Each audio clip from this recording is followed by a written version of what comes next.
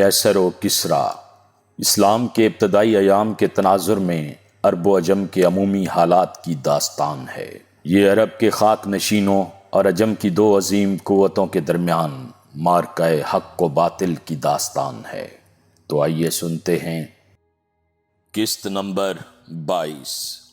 ابی بن خلف ہانپتا ہوا کمرے میں داخل ہوا اور اس نے کسی تمہید کے بغیر بلند آواز میں کہا، بھائیو، آپ کو مبارک ہو۔ میں ابو بکر رضی اللہ عنہ سے 10 کی بجائے 100 اونٹ کی شرط بد آیا ہوں۔ ابو بکر رضی اللہ عنہ خود میرے پاس آیا تھا اور میرا خیال تھا کہ وہ اپنے وعدے سے منحرف ہونے کے لیے بہانہ پیش کرے گا، لیکن اس نے آتے ہی کہا کہ میں نے رسول اللہ صلی اللہ علیہ وسلم سے پوچھے بغیر تم سے یہ شرط بدی تھی، لیکن جب میں آپ صلی اللہ علیہ وسلم کی خدمت میں حاضر ہوا تو آپ صلی اللہ علیہ وسلم نے فرمایا کہ چند سال سے مراد 10 سال کا عرصہ ہے، یعنی پیش گوئی کے مطابق رومی 10 سال کے اندر اندر ایرانیوں پر غالب آ جائیں گے، اس لیے تم شرط کی مدت 3 سے بڑھا کر 10 سال اور اونٹوں کی تعداد 10 کی بجائے 100 کر دو۔ میں نے شرط میں یہ ترمیم منظور کر لی ہے۔ اب میں 3 کی بجائے 10 سال کے بعد ابو بکر رضی اللہ عنہ سے شرط جیتنے کی خوشی میں آپ کے لیے ایک شاندار دعوت کا انتظام کروں گا۔ ابو جہل نے کہا، ابو بکر رضی اللہ عنہ کو اس بات کا یقین ہے کہ 10 سال تک عرب میں کسی مسلمان کا وجود باقی رہے گا؟ ابی بن خلف نے جواب دیا، بھائی، ابو بکر رضی اللہ عنہ تو یہ کہتا ہے کہ اسی پیش گوئی کے مطابق جہاں 10 سال کے اندر اندر رومی ایرانیوں پر فتح حاصل کریں گے، وہاں مسلمانوں کو بھی ایک شاندار فتح حاصل ہوگی۔ ولید بن مغیرہ نے پوچھا، شرط بدتے وقت تم نے کسی کو گواہ بنایا تھا؟ ابی بن خلف نے جواب دیا، مجھے گواہ تلاش کرنے کی ضرورت نہ تھی۔ ابو بکر رضی اللہ عنہ بذات خود جگہ جگہ یہ اعلان کر رہا ہے کہ میں نے یہ شرط بد دی ہے۔ ابو سفیان نے کہا، میری رائے میں ہمیں زیادہ جوش و خروش سے اس خبر کی تشہیر کرنی چاہیے تاکہ ابو بکر رضی اللہ عنہ کے لیے منحرف ہونے کا کوئی راستہ باقی نہ رہے۔ ولید بن مغیرہ نے کہا، میرے خیال میں یہ کام مشکل نہیں، ہمیں صرف حج اور عکاس کے میلے میں چند بار اعلان کرنے کی ضرورت ہے، اس کے بعد یہ خبر پورے عرب میں مشہور ہو جائے گی۔ ابو جہل نے بگڑ کر کہا، سرداران قریش، تمہیں کیا ہو گیا ہے؟ کیا ہم 10 سال انگاروں پر لوٹ کر روم و ایران کی جنگ کے نتائج کا انتظار کریں گے؟ اور اس عرصہ میں عبد المطلب کے پوتے کو ہمارے بھائیوں، دوستوں اور عزیزوں کو بہکانے اور گمراہ کرنے کی اجازت ہوگی؟ کیا ہم اپنے معبودوں کی تضحیک برداشت کرتے رہیں گے؟ کیا ہم ایک ایسے دشمن کی سرگرمیوں کی طرف سے آنکھیں بند کر لیں گے جو اپنی فتح پر یقین رکھتا ہو؟ تم دیکھ رہے ہو کہ مسلمانوں کی تعداد میں آئے دن اضافہ ہو رہا ہے۔ تم دیکھ رہے ہو کہ اس دین کے باعث ہماری لونڈیاں اور غلام بغاوت پر آمادہ ہو گئے ہیں۔ کیا تم محمد صلی اللہ علیہ وسلم کو چند سال اور اس بات کی اجازت دو گے کہ وہ اخوت و مساوات کا درس دے کر پورے عرب میں غلاموں، مفلسوں اور ناداروں کو ہمارے دوش بدوش کھڑا کر دے؟ ایک رئیس نے کہا، حبل کی قسم، مجھے اس بات پر حیرت ہوئی ہے کہ ہم چند مسلمانوں کو اس قدر اہمیت دے رہے ہیں۔ ان کا حبشہ کی طرف فرار ہونا ہی اس بات کا ثبوت ہے کہ ان کی ہمت جواب دے چکی ہے۔ میں یہ جانتا ہوں کہ انہیں ڈرانے اور دھمکانے کے لیے اب تک ہم نے جو اقدامات کیے ہیں وہ کافی نہیں، لیکن حشام کے بیٹے کو یہ نہیں سمجھنا چاہیے کہ ہمارا ترکش خالی ہو چکا ہے۔ ابھی تو ہم نے ابتدا بھی نہیں کی، اور مجھے یقین ہے کہ جب ہم اس مسئلے پر سنجیدہ ہو جائیں گے تو ان لوگوں کو روم اور ایران کے مسائل کے متعلق سوچنے کی فرصت نہیں ملے گی۔ لیکن میں آپ سے ایک درخواست کروں گا، اور وہ یہ کہ مسلمانوں کا مسئلہ صرف غلاموں اور ادنا حیثیت کے لوگوں کا مسئلہ ہی نہیں، اب چند بااثر لوگ بھی ان میں شامل ہو گئے ہیں جنہیں ان کے خاندانوں میں عزت کی نظر سے دیکھا جاتا ہے۔ ہمیں ان کے خلاف کوئی سخت قدم اٹھانے سے پہلے انہیں سمجھا بجھا کر واپس لانے کی کوشش کرنی چاہیے۔ اگر وہ نہ مانیں تو پھر ہمیں ان کے رشتہ داروں سے یہ اطمینان حاصل کر لینا چاہیے کہ یا تو وہ ان کے خلاف ہمارا ساتھ دیں گے ورنہ غیر جانبدار رہیں گے۔ مجھے یقین ہے کہ اپنے خاندانوں کی اعانت سے مایوس ہونے کے بعد ان کے حوصلے زیادہ دیر قائم نہیں رہیں گے۔ پھر اگر تصادم کی صورت پیش آئی تو ہم انہیں ہر وقت کچل سکتے ہیں۔ حاضرین مجلس نے اس تجویز سے اتفاق کیا اور یہ مجلس برخاست ہوئی۔ یروشلم کی فتح کے چند ماہ بعد غزہ کے سوا شام کے تمام علاقے ایرانیوں کے قبضے میں آ چکے تھے۔ رومی لشکر کے بیشتر دستے جو مختلف محاذوں سے شکست کھا کر بھاگے تھے، غزہ کی محافظ فوج میں شامل ہو چکے تھے، اور روم کا جنگی بیڑا سمندر کے راستے انہیں رسد و کمک پہنچا رہا تھا۔ کیسر کی فوج غیر متوقع عزم و استقلال کا مظاہرہ کر رہی تھی اور اس اہم قلعے پر قبضہ کرنے کے لیے ایرانیوں کی متعدد کوششیں ناکام ہو چکی تھیں۔ لیکن جب پرویز نے اپنے لشکر کے ایک حصے کو صحرائے سینا کے راستے وادی نیل کی طرف بڑھنے کا حکم دیا تو روم کے جنگی بیڑے کو غزہ کی بجائے اسکندریہ کی طرف اپنی توجہ مبذول کرنی پڑی۔ اسکندریہ مصر کا دروازہ تھا اور اپنی فوجی، سیاسی اور مذہبی اہمیت کے لحاظ سے انطاکیہ اور قسطنطنیہ کے سوا رومی سلطنت کا کوئی اور شہر اس کا ہم پلہ نہ تھا۔ شام اور فلسطین سے بھاگنے والے ہزاروں متمول اور بااثر لوگ وہاں پہنچ چکے تھے اور غزہ کی محافظ فوج کے بڑے بڑے عہدیداروں نے بھی اپنے بال بچوں کو وہاں بھیج دیا تھا۔ بحری بیڑے کی اعانت سے محروم ہونے کے بعد اہل غزہ کے حوصلے ٹوٹ گئے اور ایرانیوں نے چند پے در پے حملوں کے بعد شام کے اس آخری حصار پر بھی قبضہ کر لیا۔ اس کے بعد ایرانی فوجیں وادی نیل کی ان قدیم گزرگاہوں کو پامال کر رہی تھیں جن پر چل کر منف اور جیزہ کے احرام میں ابدی نیند سونے والے فرائنہ کے لشکر بارہا شام و فلسطین کی بستیوں کو آگ اور خون کے جہنم زاروں میں جھونک چکے تھے۔ عاصم مقدمۃ الجیش کے عرب دستوں کے سالار کی حیثیت سے غیر معمولی شہرت حاصل کر چکا تھا۔ ان بدخصلت انسانوں سے جو صرف لوٹ مار اور قتل و غارت کے شوق میں ایرانیوں کے ساتھ شامل ہو گئے تھے، کسی نظم و ضبط کی پابندی کروانا آسان نہ تھا۔ لیکن عاصم میں ایک فوجی رہنما کی تمام صلاحیتیں بدرجہ اتم موجود تھیں۔ اپنی جرأت اور بہادری کے باعث وہ کئی میدانوں میں داد و تحسین حاصل کر چکا تھا اور عرب موت کو کھیل سمجھنے والے رہنما کا حکم ماننا جانتے تھے۔ غزہ کی فتح کے بعد حابس کے علاوہ کئی اور رؤسا اس اطمینان کے ساتھ اپنے گھروں کو واپس جا چکے تھے کہ ان کے سپاہیوں کی قیادت اور دیکھ بھال کے لیے ایک فرض شناس رہنما اور ایک قابل اعتماد دوست موجود ہے۔ سین سے جدا ہونے کے بعد عاصم کی تمام دلچسپیاں اپنے آپ کو ایک کامیاب سپاہی ثابت کرنے تک محدود ہو کر رہ گئی تھیں۔ اس کے نزدیک اب صرف تلوار ہی ایک ایسی چیز تھی جس کی بدولت چاروں طرف سے دھتکارے ہوئے انسان کو کوئی عزت کی جگہ مل سکتی تھی، اور اب یہ سوال اسے بہت کم پریشان کرتا تھا کہ روم و ایران کی یہ جنگ کن مقاصد کے تحت لڑی جا رہی ہے۔ آگ اور صلیب کے پرستاروں میں سے کون حق پر ہے اور کون نا حق پر؟ ایک عرب کو زندہ رہنے کے لیے اپنے گھر اور اپنے قبیلے کی ضرورت تھی اور قدرت نے اسے اس نعمت سے محروم کر دیا تھا۔ اب اس کا قبیلہ وہ سپاہی تھے جو اس کی کمان میں لڑ رہے تھے۔ انہی کے تعاون سے وہ کسریٰ کے جرنیلوں کے دوش بدوش کھڑا ہو سکتا تھا اور انہی کی کامیابیاں اس کے لیے اس نئے ماحول میں کوئی عزت کا مقام حاصل کر سکتی تھیں۔ چنانچہ اپنے سپاہیوں کے لیے اس کے دل میں وہی جذبات تھے جو ایک سردار کے دل میں اپنے قبیلے کے لیے ہو سکتے ہیں۔ کبھی کبھی وحشت و بربریت کے دل خراش مناظر دیکھ کر اس کا ضمیر چیخ اٹھتا، لیکن زندگی سے وابستہ رہنے کی خواہش ان لطیف دھڑکنوں پر غالب آ جاتی جو اس کے نزدیک کبھی دنیا کی ہر نعمت سے زیادہ اہم تھیں۔ ایک شام کسریٰ کی فوج کے ہراول دستے بابلیون کے دروازوں پر دستک دے رہے تھے۔ چند دن بعد یہ قدیم شہر جس کے ایک ایک پتھر پر مصر کی عظمت رفتہ کی داستانیں نقش تھیں، فتح ہو چکا تھا اور اس کی گلیوں اور بازاروں میں فاتح لشکر کے سپاہیوں کے نعرے اور مفتوحہ قوم کے بیٹوں اور بیٹیوں کی چیخیں سنائی دے رہی تھیں۔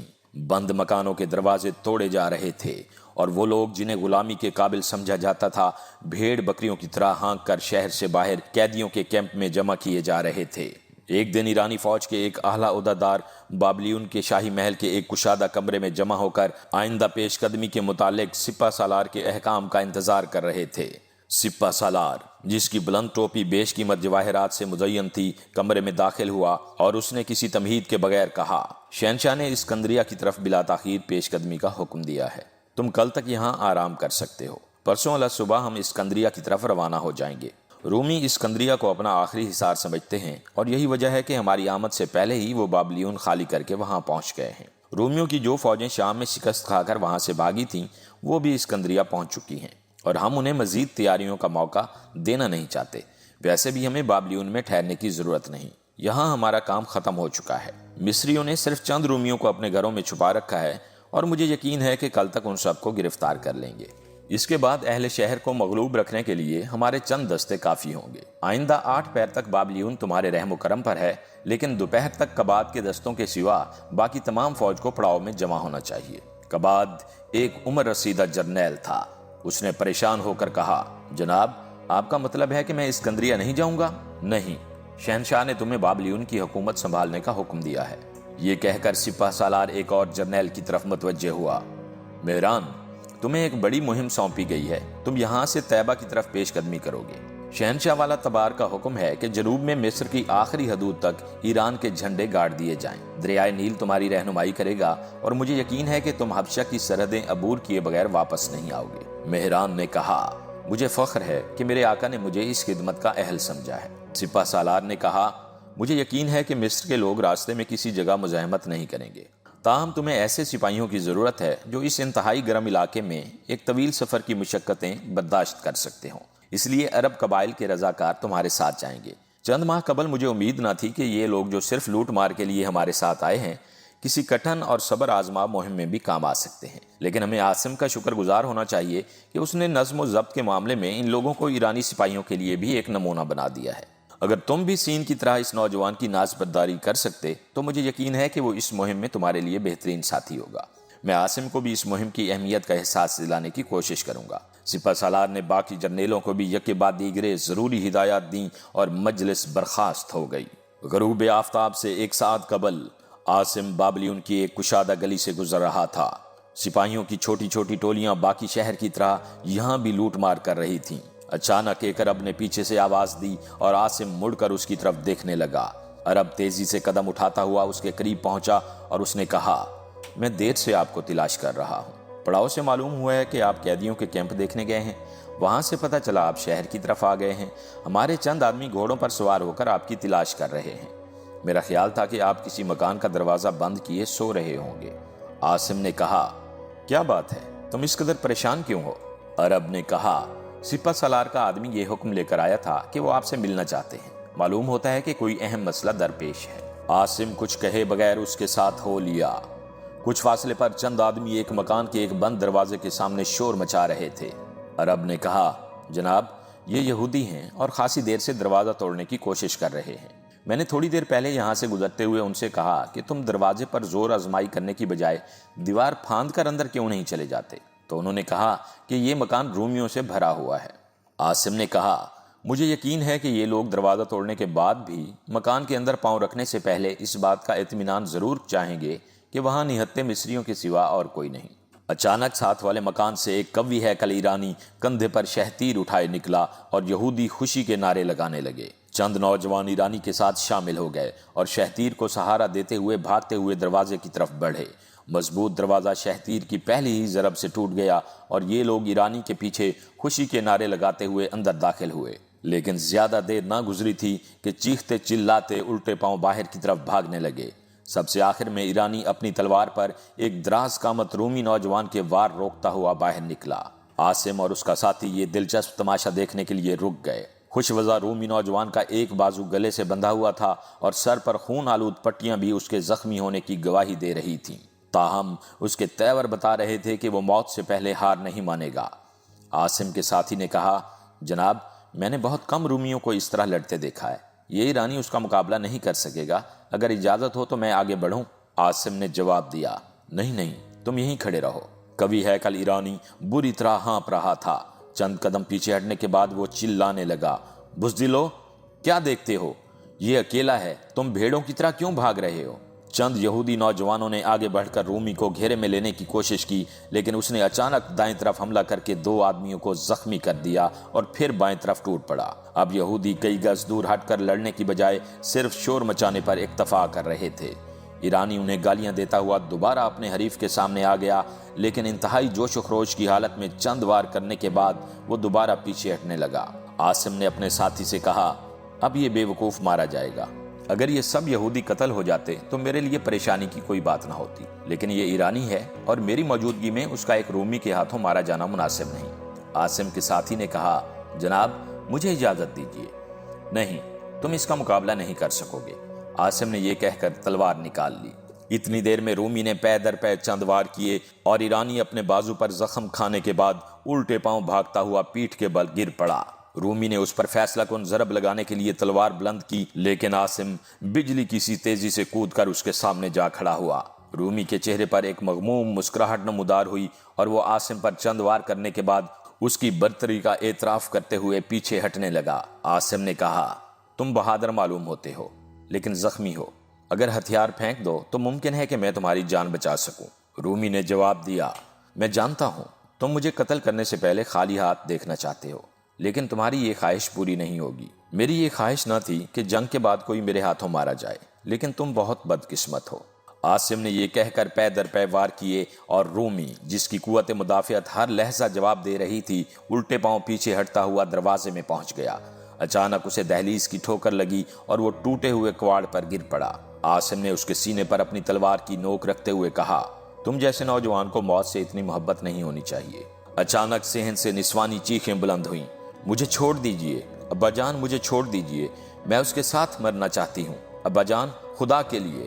عاصم نے نگاہ اٹھائی اور سامنے ایک نوجوان لڑکی ایک عمر رسیدہ شخص کی گرفت سے آزاد ہونے کے لیے دعا کر رہی تھی۔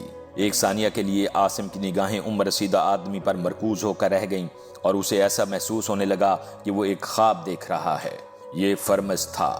نوجوان لڑکی جس کے ہاتھ میں چمکتا ہوا خنجر تھا، اچانک اس کی گرفت سے آزاد ہو کر آگے بڑھی اور اس نے عاصم پر حملہ کر دیا، لیکن عاصم نے بائیں ہاتھ سے اس کی کلائی پکڑ لی اور وہ اس کی آہنی گرفت میں بے بس ہو کر رہ گئی۔ رومی نے اٹھنے کی کوشش کی، لیکن عاصم نے دوبارہ اپنی تلوار کی نوک اس کے سینے پر رکھ دی اور فرمز کی طرف دیکھ کر چلایا، فرمز میں عاصم ہوں، وہ غریب الوطن جسے تم نے اپنے سرائے میں پناہ دی تھی۔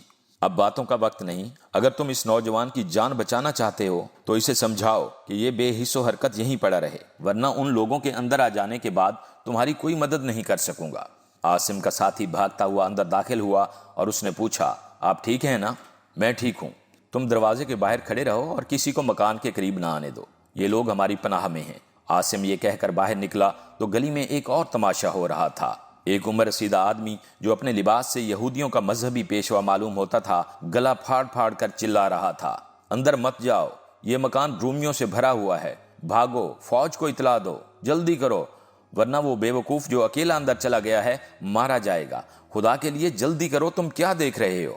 کبھی ہیکل ایرانی دانت پیستا ہوا اٹھا اور آگے بڑھ کر عمر رسیدہ یہودی کو چند تھپڑ رسید کر دیے، پھر اس کی داڑھی پکڑ کر جھنجھوڑتے ہوئے کہا، بزدل آدمی، تم شور مچانے کی بجائے انہیں آگے بڑھنے کا مشورہ کیوں نہیں دیتے؟ عاصم نے آگے بڑھ کر کہا، یہ لوگ ایرانیوں کا خون اپنے خون سے زیادہ قیمتی نہیں سمجھتے، تمہیں ان پر اعتماد نہیں کرنا چاہیے تھا، یہ محض اتفاق تھا کہ میں یہاں آ نکلا، ورنہ اس رومی کی تلوار تمہاری شاہراہ تک پہنچ چکی تھی، اس نے زبردستی ایک بے بس مصری کے گھر پر قبضہ کر رکھا تھا، بہرحال وہ اپنے کیے کی سزا پا چکا ہے، اب ہمیں تمہارے زخم کی فکر کرنی چاہیے۔ عاصم نے آگے بڑھ کر ایک یہودی کی کمر سے ریشمی پٹکا کھولا اور اسے پھاڑ کر ایرانی کے بازو پر پٹی باندھ دی۔